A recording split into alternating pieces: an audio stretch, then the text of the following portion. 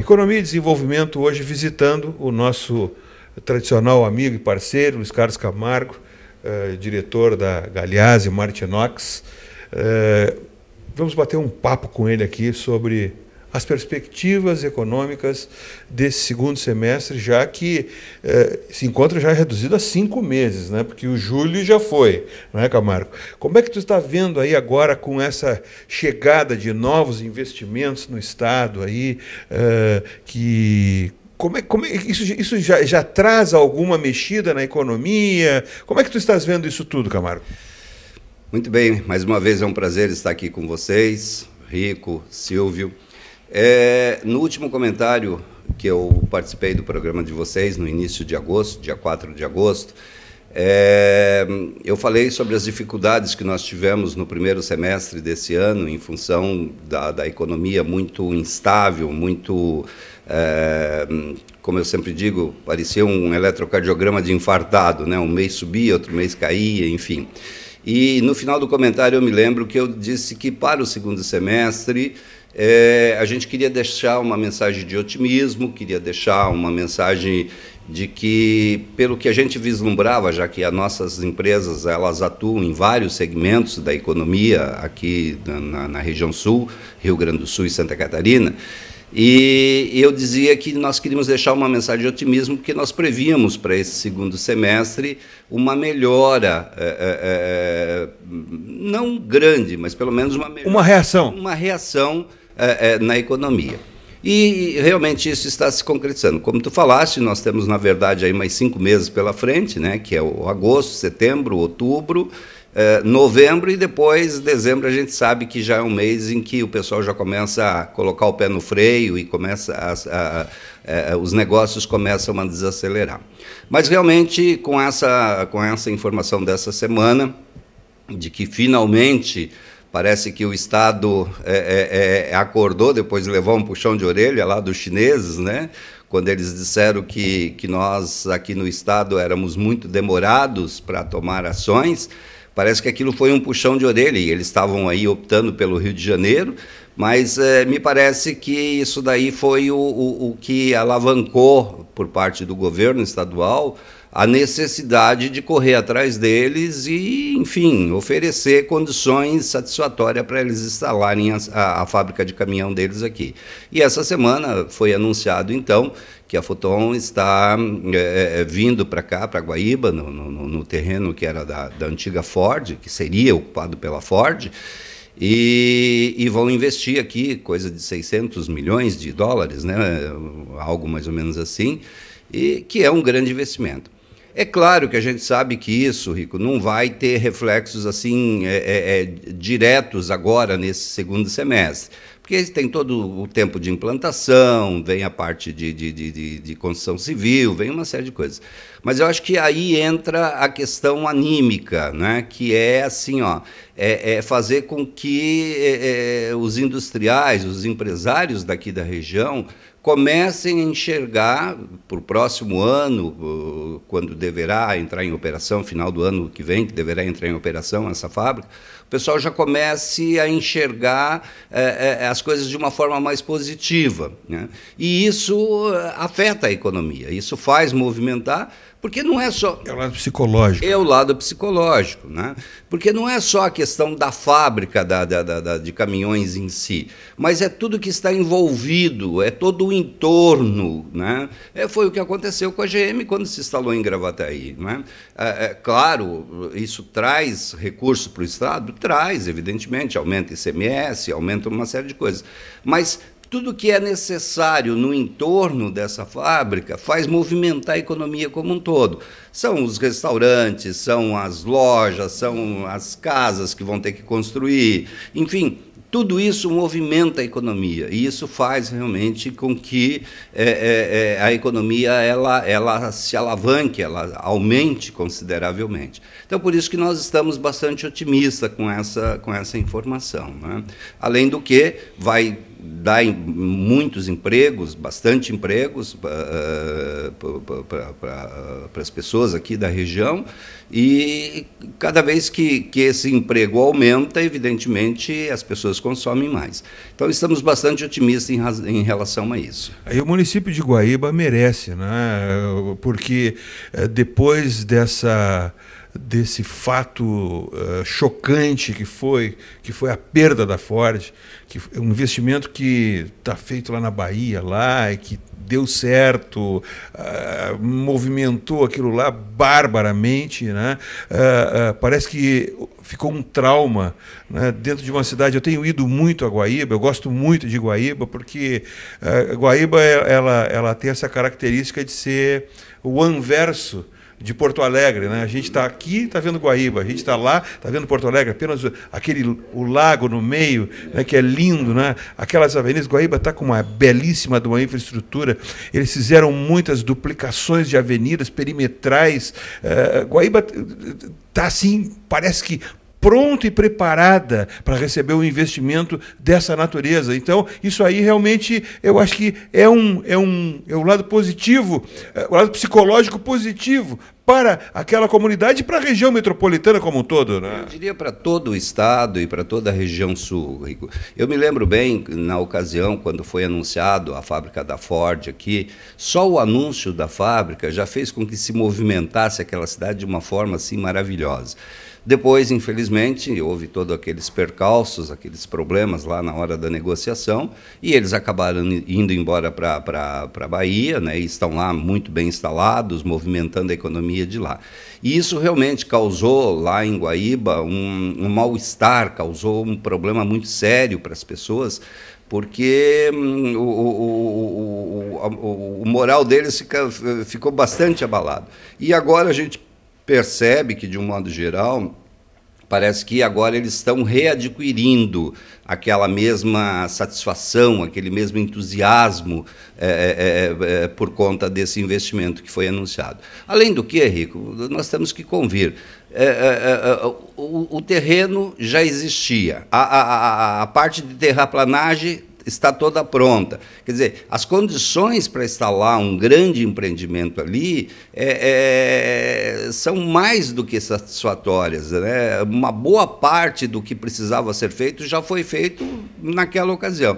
Então, agora, é muito mais fácil, é muito mais rápido, é muito mais dinâmico você instalar um empreendimento. E é um empreendimento que se integra ao Polo Metal Mecânico do Sul, ao Polo de Autopeças de Caxias, a região de Canoas, que é uma região altamente metalmecânica também. Quer dizer, eu acho que isso tudo se enquadra muito bem dentro do contexto da nossa economia. E você se lembra, naquela ocasião também, quando foi anunciado a vinda da Ford para cá, se cogitou na possibilidade de instalar uma laminadora de aços planos, né? O Grupo Gerdau e mais alguns outros empresários estavam se movimentando para instalar uma laminadora de aço ali em Nova Santa Rita, e de formas que, assim, quem sabe agora isso daí não reacenda e a gente não tem aí para o próximo ano, tomara Deus, e esperamos que isso aconteça, que as coisas funcionem dessa maneira. Estamos muito otimistas, estamos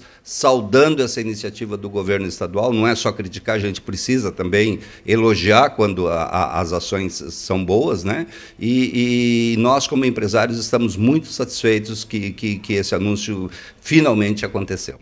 Agradeço muito o calor humano que a gente sempre encontra aqui na Galeazzi e Martinox, e agradeço muito, Camargo, pela receptividade e pela entrevista, em nome dos nossos telespectadores do Economia e Desenvolvimento. Obrigado. A gente volta logo em seguida, após a vinheta. Muito bem, voltamos aqui aos nossos estúdios e de imediato chamamos o comentário do ex-governador Germano Rigoto. Alô, Silvio, nós já falamos aqui sobre os problemas do nosso Mercosul, do nosso bloco regional, e esses problemas continuam. Agora a Argentina resolve de novo estabelecer cotas ou colocar barreiras ao calçado brasileiro e atinge diretamente a nossa indústria coreiro-calçadista, a indústria que é tão forte aqui no nosso Rio Grande do Sul E essa decisão do governo argentino realmente depõe contra aquilo que foi a razão para o surgimento do Mercosul, do nosso bloco regional. Essa integração realmente não está acontecendo como deveria. Né? Hoje nós temos um Mercosul tão frágil, tão fraco, principalmente com essas barreiras que seguidamente são colocadas pela Argentina com relação aos produtos brasileiros, mas também com relação a ações de países membros do Mercosul. Agora, por exemplo, o Paraguai, que tinha ficado fora do Mercosul por algum tempo, foi convidado a voltar e simplesmente se recusou a voltar ao Mercosul. De outro lado, a Venezuela, que se integrou ao nosso bloco, agora preside o nosso bloco regional. Quer dizer, nós somos presididos pela Venezuela e temos o Paraguai não querendo participar do Mercosul. Esta é a situação que vive o Mercosul. E o Brasil fica voltando seus olhos só para o Mercosul. O Brasil não faz o que faz o Chile, o que faz o Peru, o que fazem outros países, de buscar acordos bilaterais. Quer dizer, não focado apenas num bloco, mas buscar acordos bilaterais. O Chile deve ter mais de 30 acordos bilaterais com os mais diferentes países da Europa, com os Estados Unidos, com países da Ásia, e o Peru, da mesma forma, faz isso. O Brasil, focado no Mercosul, não se volta para os acordos bilaterais que fortaleceriam o nosso comércio internacional, abririam espaço para as nossas exportações, né? E, infelizmente, parece que o governo brasileiro não está enxergando isso. Essa necessidade. Temos 3 acordos bilaterais, com a Palestina, com o Egito e com Israel. Repito, Chile e Peru têm mais de 30 acordos bilaterais cada um. Então nós temos que mudar o foco, nós temos que não abandonar o Mercosul, não dizer que nós não temos responsabilidades com o Mercosul. O Rio Grande do Sul, se tivesse um Mercosul forte, seria o estado brasileiro mais beneficiado deste bloco forte, mas infelizmente, como eu disse, o nosso Mercosul está pelas caronas. O nosso Mercosul não é nem sombra daquilo que se esperava. E não abandonando o Mercosul, mas focando os acordos bilaterais, acredito que é o caminho que o Brasil deve seguir, e isto beneficiaria as nossas indústrias, as nossas exportações. O Rio Grande do Sul, que tem vocação exportadora, se beneficiaria com isso. Então nós temos que, não deixando de lado o Mercosul, não abandonando o Mercosul, mas fazendo o que faz o Chile, o que faz o Peru, o que faz o México, que é o fortalecendo os acordos bilaterais. O caminho é esse, e eu espero que o governo brasileiro olhe para esse caminho e passe a trilhá-lo. Por hoje era isso, um abraço carinhoso aos telespectadores, um abraço a ti, Silvio. Bom, eu quero aproveitar e convidá-los para, na próxima sexta-feira, dia 6, a partir das 18 horas, Livraria Cultura do Shopping Bourbon Country, em Porto Alegre, o lançamento do Para Ler o Ocidente, do J.H. Dacanal. 18 horas vai ter palestra, inclusive, do Dacanal. Doutora Bel, como é que está o amigo? Já li. Tranquilo. Já li isso aí. E a apresentação só, não, claro. O Dacanal é um grande jornalista. 30 livros, esse aqui é o 30º livro. Tu leu todos? Todos, claro. Esse aqui ainda não comecei, só uma apresentação. São 608 páginas. Bom, o Silvio teve adoentado aí, quero agora apresentar as boas-vindas aí. Já sei, inclusive, viu, o pessoal aí, o nosso amigo que está ali atrás das câmeras, já sei, inclusive, o mal que ele cometeu, fogo em saber que o amigo reparou com as devidas proporções aí. Tá certo, tá certo. Obrigado. Hoje a minha pílula, Silvia, ela vai novamente tratar da questão que eu venho batendo aí, que é a questão dos juros bancários. Essa semana o nosso Jornal do Comércio apresentou no setor de economia, para nosso deleite, o lucro dos bancos. Foi espetacular. O Banco do Brasil apresentando lucro trimestral de 7 bilhões e 100 milhões. O Bradesco e Itaú também na mesma balada, Silvio. Ou seja, a sociedade brasileira, nós todos, transferimos do setor produtivo para o setor especulativo uma fábula trimestral ao redor de 50 bilhões. E esse dinheiro fica rodando e não irriga a nossa economia, Silvio. Realmente é lamentável. E o Jornal do Comércio também publicou que a tarifa bancária nos próximos 5 anos aumentará em torno de 83%, o que equivale em torno de 16,60% ao ano. Nós sabemos todos que a inflação, a expectativa do governo é em torno de 5% ao ano. 5 a 6% ao ano. Então o banco terá um lucro real em torno das tarifas de 11%, ou seja, há um absurdo, há um enriquecimento muito grande dos bancos em detrimento da sociedade. E nós aqui pagando, Silvio, juros astronômicos no cheque especial, no carro que tu adquiriste 0 km, quero te dar os parabéns, com flamante BMW, isso aí é, e o Ronald também, outro que anda com Mercedes-Benz, vocês vão pagar ao redor de 5, 6% ao mês, ao passo que os bancos têm um lucro de... E mais, né, Silvio? Teve um retorno sobre o patrimônio líquido, eu gostaria de ressaltar, o Silvio conhece bem esse dado de balanço, em torno de 24,82% de retorno sobre o patrimônio líquido. O que significa isso?